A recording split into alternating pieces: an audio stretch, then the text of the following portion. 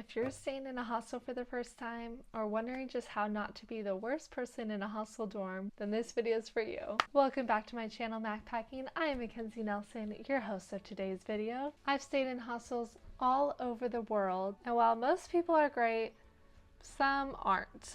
You just learn the hard way. So in today's video, we're going to talk about how to survive hostels, how to be a good dorm roommate, and some tips I have learned over the years. And I thought, what a better setting to do this video in than a hostel dorm room. I'm calling this section the unwritten rules, the do's and the don'ts. Be quiet in the dorm room. If the lights are off, it's quiet time. No phone calls, no rustling your plastic bag, and no rummaging for 10 minutes.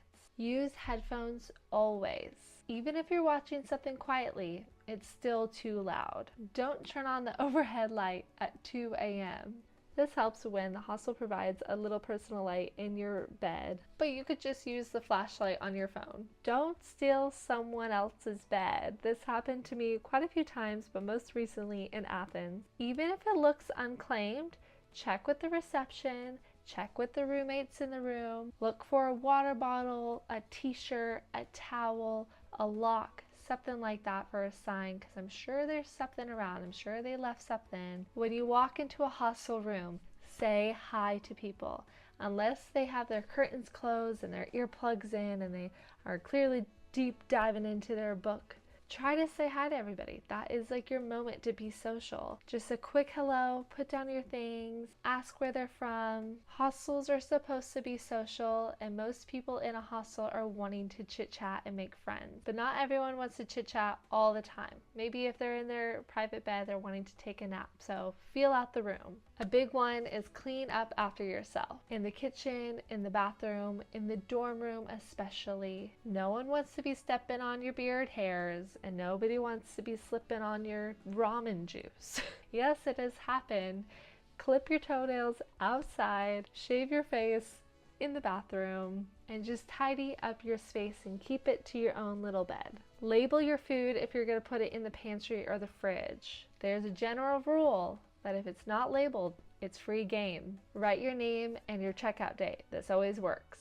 And one I didn't really want to mention, but I think I have to, is don't hook up in the dorm room, especially if there's other people there. Just please don't. You'll traumatize someone. Shower or use the bathroom fast, especially if you know other people are wanting to get ready for the day or get ready to go to bed, especially in smaller hostels or where there's not many bathrooms available. It's not a spa, it is still a hostel. Just try to respect other people's time and space. If there happens to be only a few outlets in the room or the common area or something like that, don't hog the outlet. Most adapters have multiple ports now. Offer that somebody else could plug theirs in as well on top of yours. Just try to share, obviously. We're sharing communal space. Use your locker. Lockers are for locking. Lock up your stuff. Most of the time you have to bring your own padlock. Don't leave your passport laying around, or even your MacBook or your earbuds or anything that you find valuable to yourself. Lock it up as soon as you leave the room for the day, even to use the bathroom, things like that. And the final one is be aware of your smell.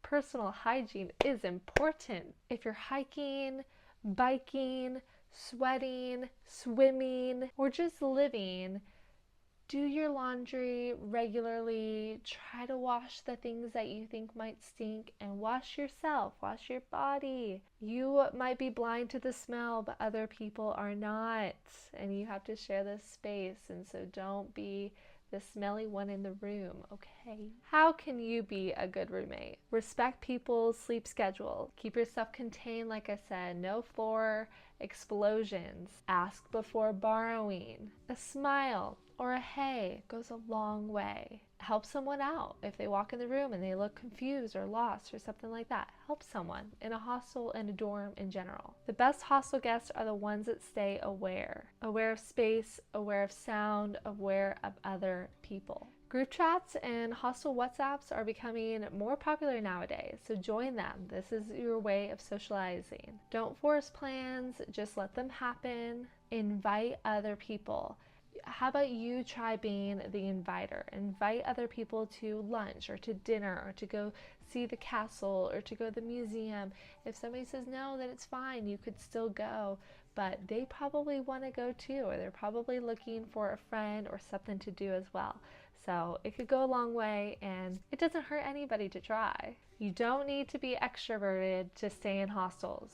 Most of the time I'm introverted, believe it or not. Most of the time I feel very introverted, but I still have my extroverted moment, and I still try to push myself out of the comfort zone to be social and to talk to people, especially in a dorm room. It's very easy in small space to do so. Earplugs and an eye mask, non-negotiable. Even if you don't want to use it every night, just have it just in case there is that kind of person in the room. A microfiber towel or a Turkish towel, there's a debate, but either way, they're both great. Hostels tend to rent out towels if you need, but sometimes that price could rack up. If you're traveling for a longer time, bring your own small packable towel, a quick drying towel.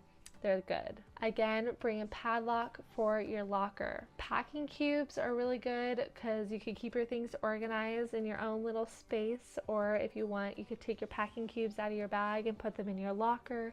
Packing cubes are just really good for organization and keeping your things all together.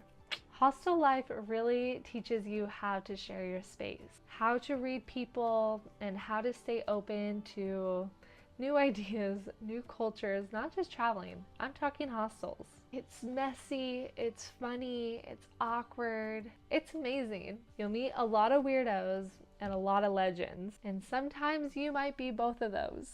But if you show up with kindness and respect and awareness and maybe a little humor, you'll thrive in a hostel. If you're nervous about hostels or getting into backpacking and that kind of social life, I get it. I was there too a few years ago. But honestly, hostels and backpacking have given me the best memories I think I will ever have in my entire life, and obviously I'm not stopping now. Please, in the comments, drop your own hostel tips or stories or anything helpful or useful or hilarious in the comment section. Hostels could be a very funny place, and I've heard lots of funny stories, so please do share. And if you have any questions at all about hostels, backpacking, further videos you want me to make to help clarify and help you ease into backpacking life, please let me know. That is what I want my channel to be about. And if you haven't already, check out my channel Backpacking for lots of different backpacking videos all over the world. Right now I am in Europe traveling the Balkans, so please stay tuned, hit that like and subscribe button, and I will see you guys in the next one. Bye.